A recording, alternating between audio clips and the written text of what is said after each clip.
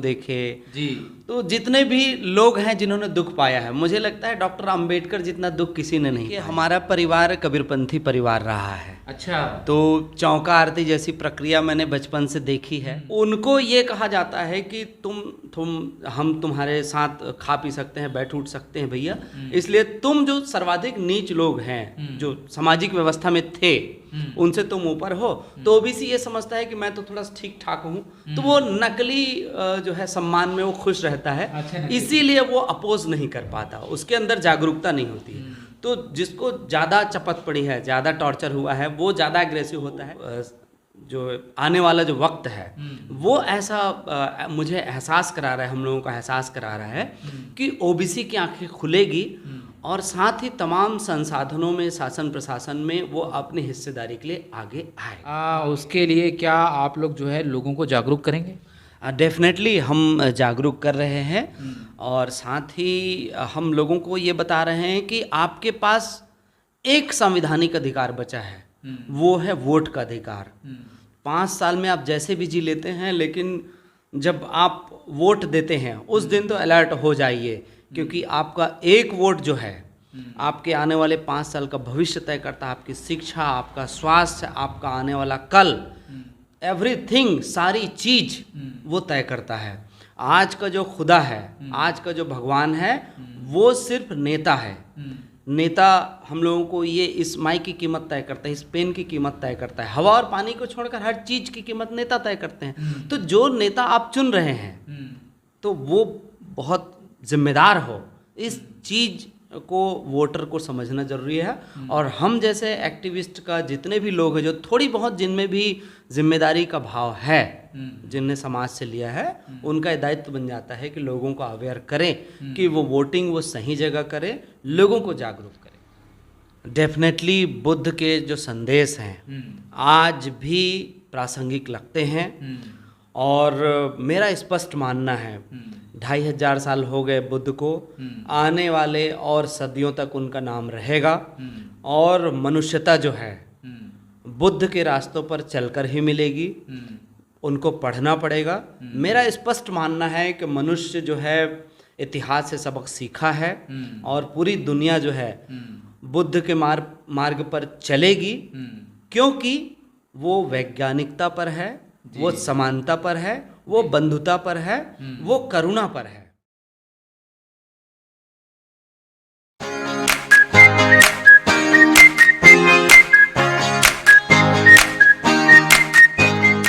नमस्कार मित्रों, मैं वीरेंद्र कुमार, आप देख रहे हैं सुकृति इंडिया। आज हमारे साथ है युवा नेता विप्लव साहू जी, जिन्होंने अपनी ऊर्जा और दृष्टिकोण से बहुजन समाज में और राजनीति में एक नई लहर पैदा की है। आप बहुत ही साधारण किसान परिवार से आते हैं, ओबीसी महासभा के संभाग अध्यक्ष हैं और 2020 से वर्तमान जिला पंचायत के सदस्य भी है। साथ ही साथ बहुजन विचारधारा की अच्छी समझ भी रखते हैं। आइए हम उनसे सीधे बात करते हैं। साहू जी, हमारे सुकृति इंडिया चैनल में आपका स्वागत है। धन्यवाद सर, नमस्कार। जानकारी हमारे दर्शकों को दीजिएगा। जी, मैं बेसिकली गांव से, पढ़ाई हमारी गांव तक ही रही। फिर 9वीं स्कूल खुला, हम उसके विद्यार्थी रहे शुरुआती। उसके बाद पेरेंट्स ने हमें परमिट नहीं करी फाइनेंशियल कंडीशन के कारण आगे पढ़ने की, तो हमने खुद ही हिम्मत की इंटर पढ़ने की जी। और ऐसा अच्छा रहा कि जो है जानकारियाँ मिलती रही। फिर हम जो है एक जिज्ञासु प्रवृत्ति का मैं शुरू से रहा और बीबीसी लंदन और voice of America radio listener रहा मैं। अच्छा। और अमेरिका से भी मेरे पत्र व्यवहार होते थे। अच्छा। तो इन चीज़ों के कारण जो मेरी भूख रही नॉलेज की, वो काफ़ी रही और आज मैं ये मान के चलता हूँ कि अच्छा जीवन प्राप्त कर लिया। और जो जीवन का जो संघर्ष रहा गांव से लेकर टायर 3 शहर तक, वो बहुत अच्छा रहा, मेरे लिए बहुत फ़ायदेमंद रहा और हर किसी को इस दौर से गुजरना चाहिए। जी जी, अपने शिक्षा के बारे में और अपने जो परिवार है उसके बारे में संक्षिप्त जानकारी जो है। जी, मैं अपने परिवार में पहला पढ़ा लिखा व्यक्ति हूँ और मैंने 8वीं 10वीं फर्स्ट डिवीज़न पास किया, 12वीं का मैं टॉपर रहा। फिर मैंने ग्रेजुएशन किया, फिर पैथोलॉजी डिप्लोमा भिलाई से किया, और बीच में खेती किसानी 4 साल भी हमने किया।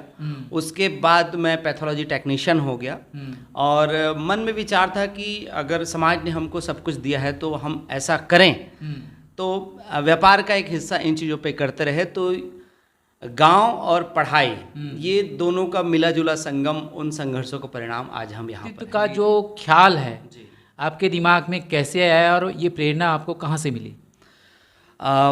मैं जब पढ़ना शुरू किया डॉक्टर B.R. अम्बेडकर को, तो जितने दुख पाए हुए लोगों को मैंने देखा इतिहास में, मैंने बुद्ध को पढ़ा, चारवाक को जानने की कोशिश की, कबीर को देखे जी। तो जितने भी लोग हैं जिन्होंने दुख पाया है, मुझे लगता है डॉक्टर अंबेडकर जितना दुख किसी ने नहीं पाया है। और वर्तमान में ऐसा लगता है कि समाज जो है नेतृत्व के संकट से, विचार के संकट से जूझ रहा है। जी जी जी। तो एक बहुत परिपाटी वाली बात हम समझते हैं कि राजनीति बहुत गंदी है, समाज में संघर्ष करना ठीक नहीं है, अपना जियो खाओ और एक पत्नी हो, अच्छा सा घर हो, एक गाड़ी हो और मर जाए। तो सब कुछ हम ऐसी सोचते रहे, तो फिर जो मनुष्य ने जो सिविलाइजेशन का डेवलपमेंट किया है उसको आगे ले जाएगा कौन? अगर हम समझते कि जैसा है वैसे रहने दिया जाए तो हम गुफाओं में ही रहते। तो मुझे लगता है कि समाज अभी भी उस विचार में भयाक्रांत है कि हम आगे नहीं जाएंगे। तो मुझे लगता है अगर मैं पढ़ा लिखा हूँ, थोड़ा विवेक मुझ में है, तो मुझे आगे आना चाहिए। तो राजनीति मेरी प्राथमिकता में कभी नहीं रही, सोशल एक्टिविटी कभी नहीं रही, लेकिन विचारों के कारण मैं इसमें आगे आया और नेतृत्व करने की कोशिश करता हूँ। नेतृत्व करने की कोशिश करते हैं। तो जैसा आपने डॉक्टर अम्बेडकर के बारे में बताया, तो क्या ये पहले महापुरुष थे जिनके बारे में आपने पढ़ा, या उससे पहले और किसी को पढ़ा है? देखिए, हमारा परिवार कबीरपंथी परिवार रहा है। अच्छा। तो चौका आरती जैसी प्रक्रिया मैंने बचपन से देखी है।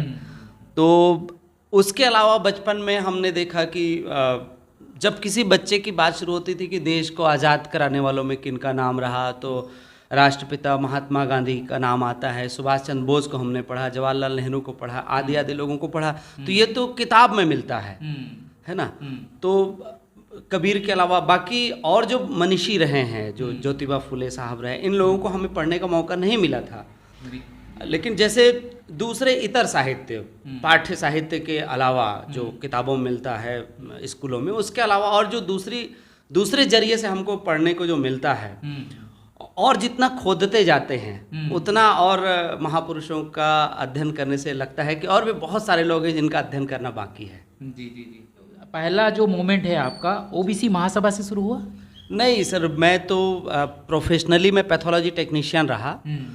तो जो आपने बात मुझसे पूछी थी कि पे बैक टू सोसाइटी, तो मैं बहुत जूझा पढ़ाई के दरमियान। पहला जो संगठन है कौन सा रहा आपका? मेरा जो संगठन रहा, मैं राजनीति ही रही मेरी जो शुरू में पॉलिटिक्स। हाँ, तो मेरी पैथोलॉजी लैब जो है चलती है, तो उसमें से कुछ हिस्सा मैं स्कूलों में जाके पढ़ाना, कॉपी पेन बांटना आदि आदि किया करता था। सोशल वर्कर जैसा था। तो कई साथियों ने कहा कि आपकी इमेज अच्छी है, तो राजनीति भी समाज सेवा का बड़ा हिस्सा है, या वही है, तो आप चुनाव लड़के देखिए।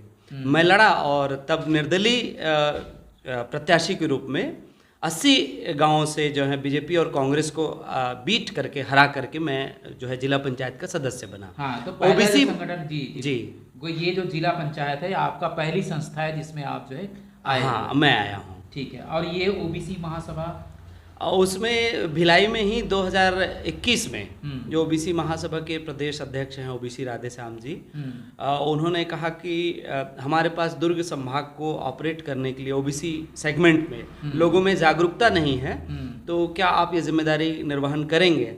तो मैंने कहा बिल्कुल, मुझे खुशी होगी इस काम को अगर मैं लिया या किया तो। तब मैं जो है आज से 3 साल पूर्व जो है ना ओबीसी महासभा का दायित्व मैंने संभाला, और सफलतापूर्वक इसके 2 अधिवेशन हमने संपन्न कराए, एक तो भिलाई में ही, दूसरे राजनांदगांव में। जी जी जी। तो भक्ति के क्षेत्र में 2 लोग बहुत प्रसिद्ध है भारत में, एक हैं तुलसीदास और दूसरे हैं कबीर जी। आपने कबीर जी की बात की, इसलिए मैं ये सवाल पूछ रहा हूँ आपसे।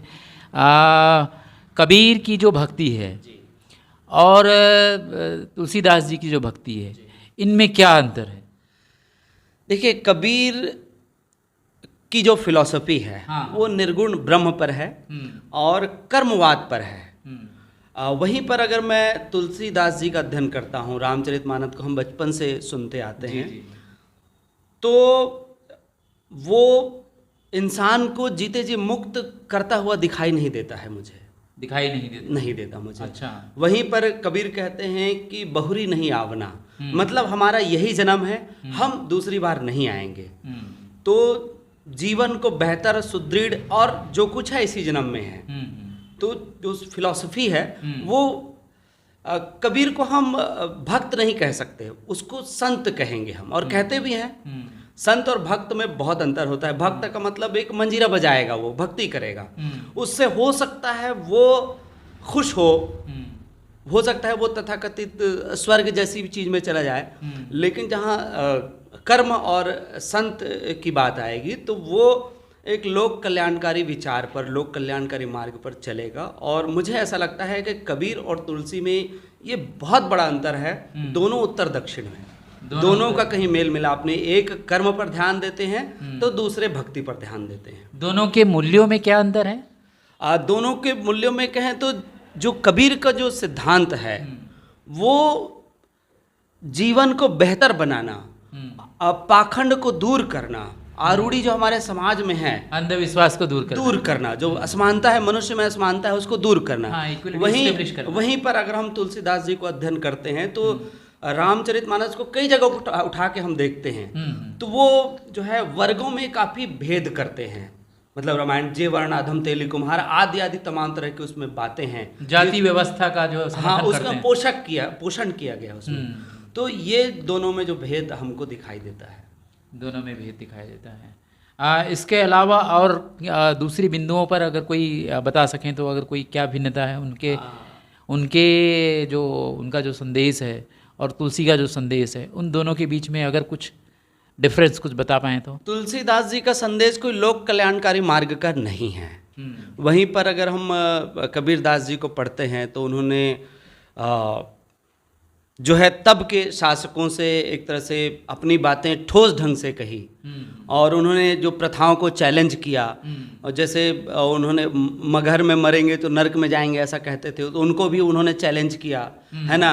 काशी के तब के जो पाखंडी लोग थे उन पर भी प्रहार किया। वहीं तुलसीदास ने एक संकरी गली में वो चलते रहे और एक भक्ति काव्य लिखा, जिसमें आज का पूरा भारत और विश्व भी उस ओर जाता दिखाई देता है।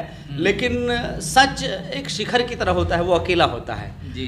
भीड़ है इसका मतलब नहीं वो सच है, ऐसा नहीं। तो कबीर अकेले भी खड़े हैं, मजबूती से खड़े हैं, और आज भी उनको कोई चैलेंज नहीं कर सकता। जी। तो ये एक बहुत अच्छी बात है। साथ ही आप जो है ये जो ओबीसी महासभा से जुड़े हुए हैं, तो ओबीसी महासभा में अभी मुख्य रूप से क्या बातें हो रही है? ओबीसी महासभा में ये अच्छी बात है कि अब जाति जनगणना के आश्रय ये चीज़ें चलने लगी है भारतीय राजनीति में। ये चर्चा अभी तो संसद में 4 दिनों से गूंज भी रहा है। और ओबीसी सेगमेंट जो है पूरे भारत की जनसंख्या में आधी से अधिक है। और ओबीसी महासभा के माध्यम से हम लोगों को बताना ये चाहते हैं कि एसटी एससी की बात होती है, सवर्णवाद की बात होती है, लेकिन ओबीसी मूवमेंट की कोई बात नहीं होती। अभी नहीं हो रही है? अभी हो रही है, बहुत थोड़ी मात्रा में हो रही है। लेकिन जैसे इस देश का जो ओबीसी है उसको ये अध्ययन करना चाहिए कि संविधान में, राजसत्ता में, शासन में, प्रशासन में, मीडिया में, व्यापार में, वाणिज्य में, सभी जगहों पे उनकी पोजीशन क्या है। आज मुझे जो मान सम्मान मिलता है कि मैं भागीदारी उनकी कितनी है? भागीदारी तो राजनीतिक रूप से संख्या के आधार पे थोड़ी मिल गई है 10-15%, लेकिन संसाधनों पर जो भागीदारी है, हमारा जो स्थान है संवैधानिक स्तर पर कहें या मिलने पर कहें, बहुत कम है। मतलब हमारी जितनी जनसंख्या है उसका 5-10% है मात्र। जी, तो यहाँ पर हम ओबीसी समाज को जागना चाहिए और उस मूवमेंट पर लगना चाहिए जिसकी जितनी संख्या भारी उसकी उतनी हिस्सेदारी। बिल्कुल। जैसे कि जो बात राहुल गांधी जी भी उठा रहे हैं कि भाई अब जितनी भी टॉप संस्थाएं हैं वहाँ पे ओबीसी प्रतिनिधित्व दिखता नहीं है। हमारे जो सेंट्रल यूनिवर्सिटीज़ है उसमें असिस्टेंट प्रोफेसर्स का वो संख्या देखिए तो वहाँ पर दिखती नहीं है। आईएएस आईपीएस में वो संख्या दिखती नहीं है। सेक्रेटरीट में भी करीब करीब वही स्थिति है। तो इन मुद्दों को लेकर के आप अभी चर्चा करना शुरू किए? हाँ, हम लोग चर्चा करते हैं। राहुल गांधी जी की बात आपने कही तो मुझे आज की राजनीति में मुझे राहुल गांधी जी बेहद जीनियस व्यक्ति लगते हैं। बेहद जीनियस राजनेता लगते हैं इस मामले में कि कहते हैं कि इतिहास अपने आप को दोहराता है, लेकिन इतिहास दोहराने से नहीं बनता। राजीव गांधी जी के राजनीति का जब मैं अध्ययन करता हूँ तो वो राम मंदिर का दरवाज़ा खुलवाए ऐसा हम सुनते हैं। जब ओबीसी सेगमेंट की गिनती की बात आई तो उन्होंने संसद पे उतना ध्यान नहीं दिया, ऐसा भी समझते हैं।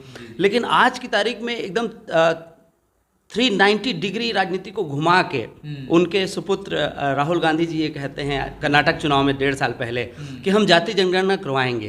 तो उनका अध्ययन मुझे प्रभावित करता है। और युवा नेतृत्व में अभी जो विपक्ष के जब से नेता बने हैं तब से वो काफ़ी चर्चा में भी है। बिल्कुल जी। अब वो क्या है, तथ्यात्मक बात करते हैं, है ना। वो जैसे नैरेटिव्स जो शब्द है आजकल वर्तमान में उस पर बात नहीं करते। वो मर्म पर अगर वो कह रहे हैं कि जाति जनगणना इस देश का एक्सरे है, जाति इस देश की हमारे समाज की सच्चाई है, और मेरा भी स्पष्ट मानना है भारत आज विकासशील देश है और भारत अगर पिछड़ा हुआ देश है तो इसकी समस्या यही है कि झूठ, पाखंड और आडंबर, ढोंग, यही इस देश की समस्या है। और असमानता भी तो ढोंग का एक हिस्सा है, पाखंड का हिस्सा है। पिछले 10 सालों का जो स्थिति है, भारत की जो स्थिति है और भारत में जो कुछ भी घटित हो रहा है उसको आप कैसा देखते हैं? ये जब कोई भी देश जो है धर्म पर सवार हो जाता है तो उसका अवसान होने लगता है या उसकी तरक्की रुकने लगती है। तो पिछले 10 सालों में और अभी भी धर्म पर अगर हम सवार होकर जाते हैं तो भारत की प्रगति भी वहाँ पे रुकती है, समाज की प्रगति रुकती है। देखिए, भारत के साथ आज़ाद हुए मुल्क न्यूजीलैंड ले लें, चाइना ले लें, इजराइल ले लें, लगभग आधी दुनिया तो ब्रिटेन के कब्जे में थी और वो देश कहाँ से कहाँ पहुँच गए। और आज भी हम मूलभूत सुविधाओं के लिए जूझ रहे हैं। हमारी जो है 25 करोड़ आबादी भूखे सोती है। हमारी जो 80 करोड़ आबादी लाइन में पीडीएस के लगा के खड़ी है। तो ये जो तरक्की, इस पे काम करना चाहिए, ना कि हमको धर्म पर काम करना चाहिए। ये बड़ा अजीब है हमारे समाज में कि धर्म बड़ा हो गया है, मनुष्य छोटा हो गया है। जबकि होना तो ये चाहिए, इंसान ने प्रगति की, वैज्ञानिकों ने तरक्की की, है ना। तो इसके आधार पे हम यहाँ तक खींच के लाए हैं। अब हम विज्ञान की बात करेंगे, तकनीक की बात करेंगे तो हम नॉर्वे, स्वीडन, न्यूजीलैंड का मुकाबला करेंगे ना। तो धर्म को वो एकदम निजी चीज़ है, अध्यात्म का जो रास्ता है एकदम मेरा पर्सनल चीज़ है। उसको मैं इसकी रक्षा करूँगा या मैं इसको बर्बाद कर दूंगा या अमुक धर्म भारत को बर्बाद कर देगा, ये सब बचकानी बातें हैं, लोगों में भ्रम पैदा करने वाली बातें जी। इनका कोई वजूद नहीं है। हम जो है, मैं एक आम नागरिक हूँ तो मेरे पास सबसे ज़्यादा क्या है कि मैं अपने परिवार का भरण पोषण कर सकता हूँ नहीं, मेरे को कैरियर मिल सकता है कि नहीं। तो मुझे ये देखना पड़ेगा कि मैं अपने पत्नी, अपने बच्चे, परिवार के लिए क्या अचीव कर सकता हूँ। तो वो तो मुझे रोजगार से मिलेगा ना, वो मैं कोई उपक्रम करूंगा तो मिलेगा। मतलब रियल इश्यूज को एड्रेस करने की तरफ आपका झुकाव है। बिल्कुल, हर किसी का होना चाहिए। हर किसी आदमी को इतना लालची तो होना चाहिए कि वो अपने परिवार के पालन पोषण के लिए और अपने परिवार की तरक्की के लिए हर वो रास्ता अख्तियार करे जो उस तरफ जाता है। और ये रास्ता जाता है शिक्षा से, तकनीक से, रोजगार से, ना कि रिलीजियस से। जी। डॉक्टर बाबा साहब अम्बेडकर की बात आपने शुरू में की थी। डॉक्टर अम्बेडकर कहते हैं कि भारत में जो बैटल जो चल रहा है वो संस्कृति का बैटल है। एक तरफ साम दाम दंड भेद है और दूसरी तरफ समता, स्वतंत्रता, बंधुत्व है, न्याय है। इन दोनों के बीच में काफ़ी सालों से संघर्ष चल रहा है। कुछ लोग साम दाम दंड भेद को अपने वैल्यूज़ मानते हैं। दो तरह की विचारधारा है ना। आप अभी देख भी रहे हैं कि मनुस्मृति वर्सेस संविधान चल रहा है ना। तो कुछ लोग अभी खुल करके ये बात मनुस्मृति के समर्थन में है, कुछ लोग खुल करके संविधान के पक्ष में है। और इस बार 2024 में ये मुद्दा भी बना है, संविधान जो है है ना। तो ये जो संविधान जो मुद्दा बना है उसके पीछे आप क्या कारण देखते हैं? जो 10 साल की एक खास विचारधारा का जो शासन रहा और अभी चल रहा है, उसने स्ट्रोक किया और उनकी फिलॉसफी शुरू से समाज में पाखंड की रही और संविधान जो है पाखंड को हटाकर समता, स्वतंत्रता और बंधुता यहाँ स्थापित करने की बात कहता है। तो उन्होंने इसी अपने ध्येय को ध्यान में रखते हुए धीरे धीरे टुकड़ों टुकड़ों में संविधान को निष्क्रिय करने की कोशिश की। हाँ, संस्थाओं को कमजोर करने की कोशिश की। इसी चीज में कई तरह के 13 पॉइंट रोस्टर आदि आदि चीजें आई, है ना। मतलब आरक्षण की समीक्षा की बात आई मोहन भागवत जी के द्वारा 5-6 साल पहले, बिहार चुनाव के पहले, आदि आदि चीजें आई। तो ऐसा नहीं है कि पूरा समाज सो रहा है। जो विपक्षी हैं या जो एक्टिविस्ट हुए हैं वो उनकी चालाकियों को समझ गए। और जैसे राम मनोहर लोहिया साहब ने कहा कि जिंदा कौम 5 साल का इंतजार नहीं करती। अच्छा। तो जो विपक्षी लोग हैं, जो एक्टिविस्ट लोग हैं, जो सुधी लोग हैं, उन्होंने इस बात को तो समझा ना कि सरकार क्या कर रही है। तो संविधान को सामने लाया गया कि संविधान क्या कहता है और ये सरकार उसका उल्टा कर रही है। जी। तो इस चुनाव में ये चीजें सामने आई। यहीं से इस चुनाव में जो मौजूदा जो दल था लोकसभा में उसको थोड़ा डिफीट किया गया, कमजोर हुआ वो जो है। तो ये चीजें रही। तो संविधान मुद्दा इसलिए बना कि वो चीजें दिख रही थी कि भारत में जो स्थापित जो संस्थाएं हैं या सरकारें हैं उनको किस बेशर्मी से उनको हटाया जा रहा था, कुचला जा रहा था। तो जब थोड़ी सी आगे हम इस पर चर्चा जाना चाहेंगे तो ये तो होना चाहिए था कि 5 साल का वक्त भी बहुत ज़्यादा वक्त नहीं होता। 5 साल बाद हमको फिर से वोट डालने का मौका मिलता है। जी। तो ये होना चाहिए था कि जो वोट से चुनकर आया है उसको तो डेफिनेटली, अगर बीच में कोई तोड़फोड़ करता है तो इसको अमान्य होना चाहिए। ऐसा संवैधानिक नियम होना चाहिए। महाराष्ट्र के केस में ऐसा हुआ भी है जी। कोर्ट ने खुद कहा है कि ये असंवैधानिक है जी। उसके बाद भी उनको पद पर बने रहने का मतलब उन्होंने छूट दे दी जी। तो ये तो हुआ है। और अभी जो झारखंड के जो मुख्यमंत्री हैं हेमंत सोरेन जी जो है, तो उनका वो जो है उनको जेल में डाल दिया गया। और कुछ दिन पहले हाई कोर्ट में उनको मतलब बरी किया गया। और ये केस जो है ईडी अभी सुप्रीम कोर्ट में लेके गई और सुप्रीम कोर्ट ने भी ये कहा कि ये मतलब जो है इनके ऊपर जो आरोप लगाया गया है वो सही नहीं है। तो इस तरह से आप देख रहे हैं कि जो SC ST के ऊपर अन्याय और अत्याचार जो है न केवल छोटे लेवल पर बल्कि बड़े लेवल पर भी बढ़ रहा है ना। तो ये जो मुद्दा है खास करके संविधान का मुद्दा है, इस बार के 2024 के चुनाव में ये SC ST के बीच में काफ़ी संवेदनशील मुद्दा बना। लेकिन मतलब OBC के बीच में वो मुद्दा नहीं बन पाया। उसके पीछे क्या रीज़न देखते हैं आप? एक तो जो यहाँ की जो वर्ण व्यवस्था रही है, जो इंजीनियरिंग रही है मनुवादियों की, वो बड़ी चालाकी भरा रहा है। तो ये जो सप्रेशन जो हुआ है, जिस जाति का जो अधिक दमन हुआ है, तो वो इस चीज़ का एक स्प्रिंग की तरह अधिक विरोध करती है। और जो ऊपर में जो बैठे हुए लोग हैं वो ऐसे जालसाजी करते हैं कि जो है हम सबको गुलाम बना के रखें। तो उन्होंने कहा OBC को, जैसे तेली समाज को ही कहा जाता है कि तुम तो वैश्य हो, लेकिन जो SDM से सर्टिफिकेट मिलता है उसमें तो मैं पिछड़े वर्ग का ही हिस्सा हूँ। तो उनको ये कहा जाता है कि हम तुम्हारे साथ खा पी सकते हैं, बैठ उठ सकते हैं भैया, इसलिए तुम जो सर्वाधिक नीच लोग हैं जो सामाजिक व्यवस्था में थे उनसे तुम ऊपर हो। तो OBC ये समझता है कि मैं तो थोड़ा ठीक ठाक हूँ, तो वो नकली जो है सम्मान में वो खुश रहता है, इसीलिए वो अपोज नहीं कर पाता, उसके अंदर जागरूकता नहीं होती।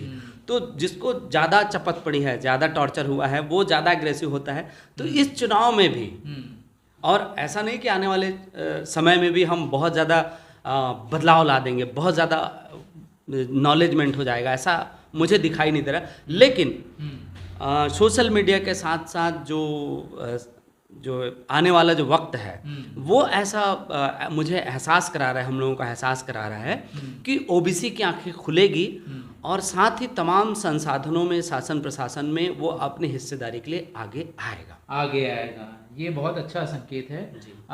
यूपी में अभी एक कांवड़ यात्रा चल रही है और आप तो जानते हैं कि क्या विवाद चल रहा था जो है ना, तो ये इसके पीछे जो है मतलब अगर हम जाते हैं तो आप क्या कारण देखते हैं कि ओबीसी समाज जो है क्यों ये जो लेगेसी है ना, इसको इतना ज़्यादा मतलब प्रमोट क्यों करता है, और ख़ास करके अभी जो रूप जो दिखाई दे रहा है ये काफ़ी विकृत रूप दिखाई दे रहा है।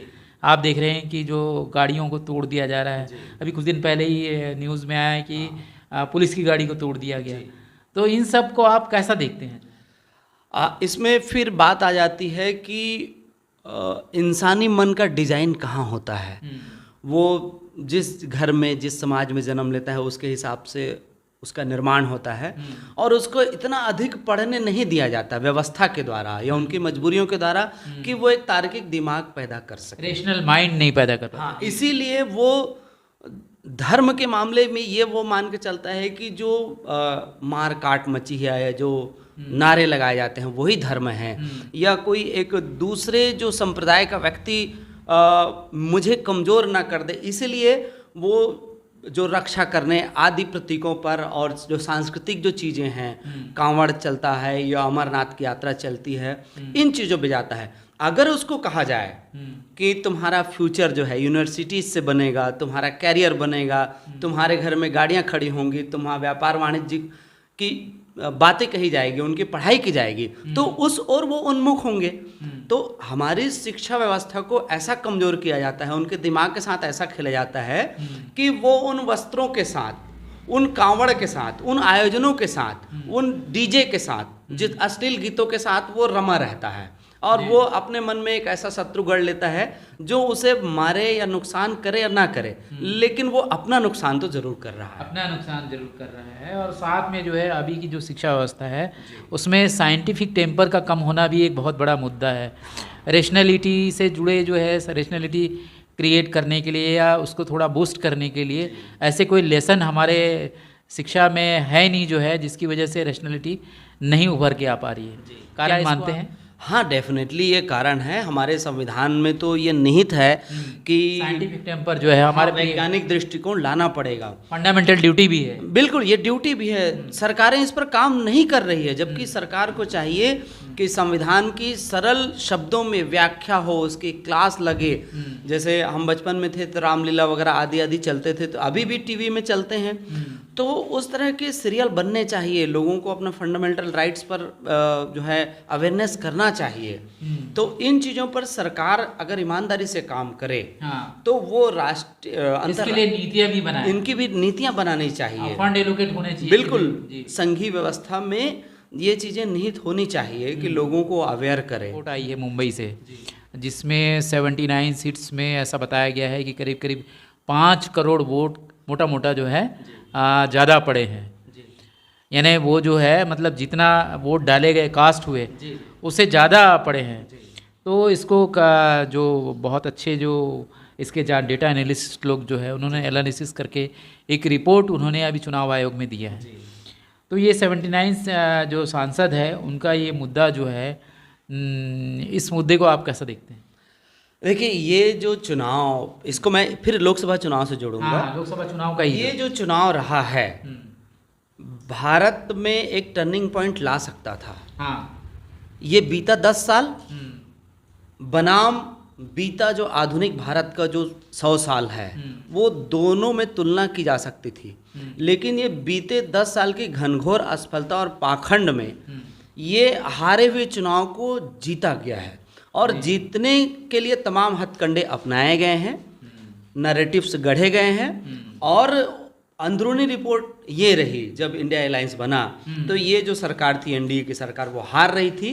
यहीं पर मुझे ऐसा समझ में आता है कि उन्होंने चुनाव आयोग को तैनात किया और ये जो हथकंडे, जो 5 करोड़ वोट बढ़े, जो जितने भी वोट बढ़े भारत में समथिंग है ना, ये वोट बढ़े, ये उन्हीं चीज़ों का हिस्सा था। इस चीज़ को आप ऐसे देख सकते हैं कि जिस दिन इलेक्शन हो रहा है उस दिन वोट का जो परसेंट है वो अलग रहा और 2 दिन बाद वो अलग शो कर रहा है।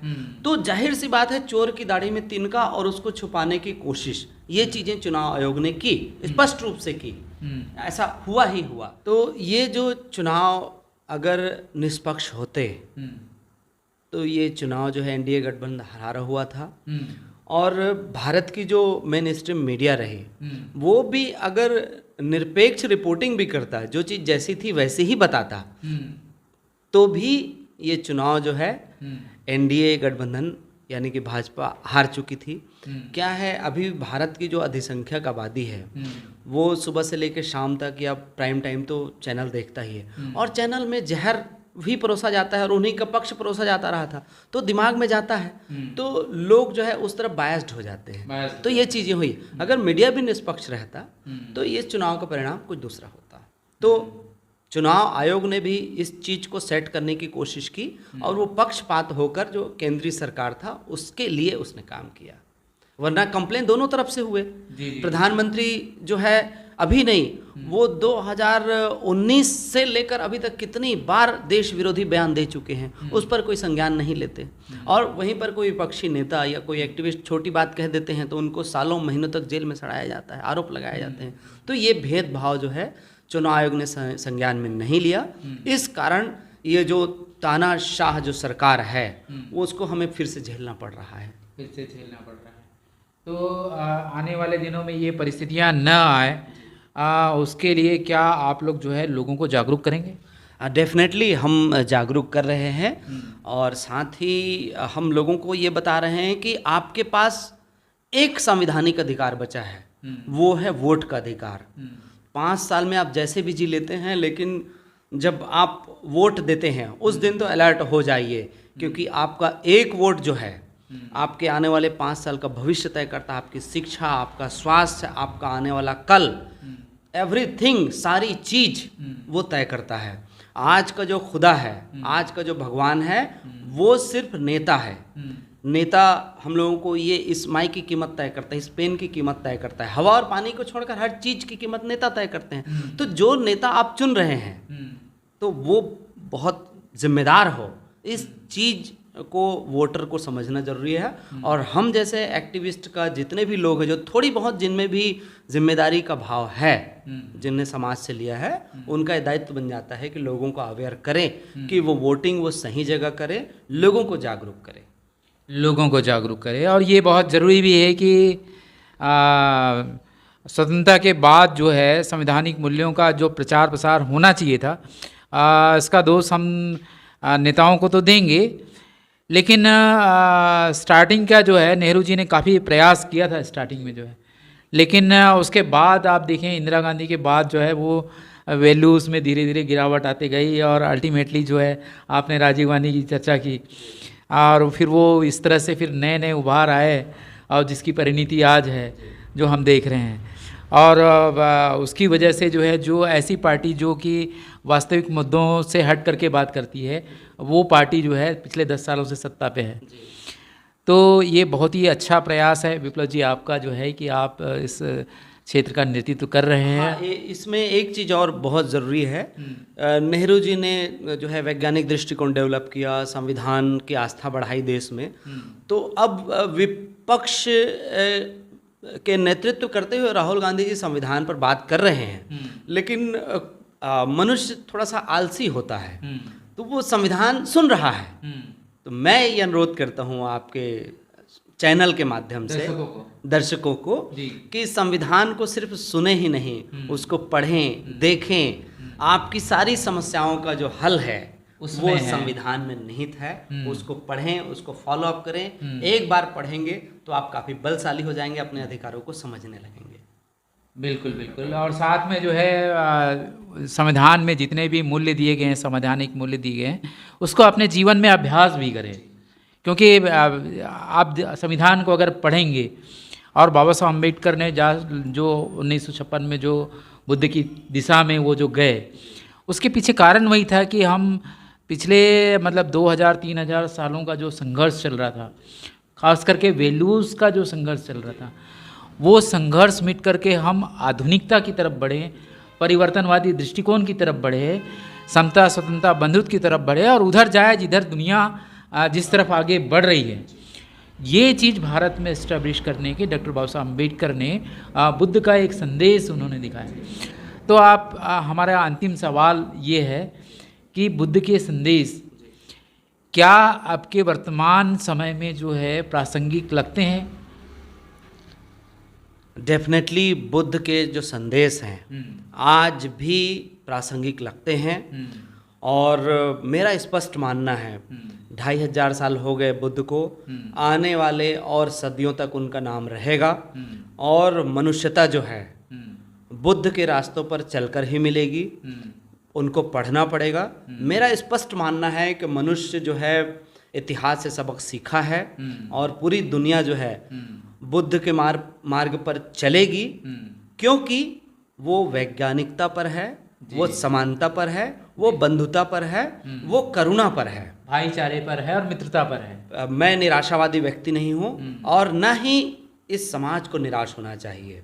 मेरा स्पष्ट मानना है कि हम इतिहास से सबक लिए हैं, आज हम अच्छी भूमि पर खड़े हैं, अच्छे समाज पर खड़े हैं और आने वाले वक्त में भी ये दुनिया अच्छी भूमि पर, मजबूत नेतृत्व पर और सुदृढ़ता पर खड़ी रहेगी। सुदृढ़ता पर खड़ी रहेगी। आप फाइनली जो है आप अपने से लोगों को जुड़ने के लिए, आपके जैसे युवा नए लोगों को आपके संपर्क में आने के लिए कुछ कहना चाहेंगे?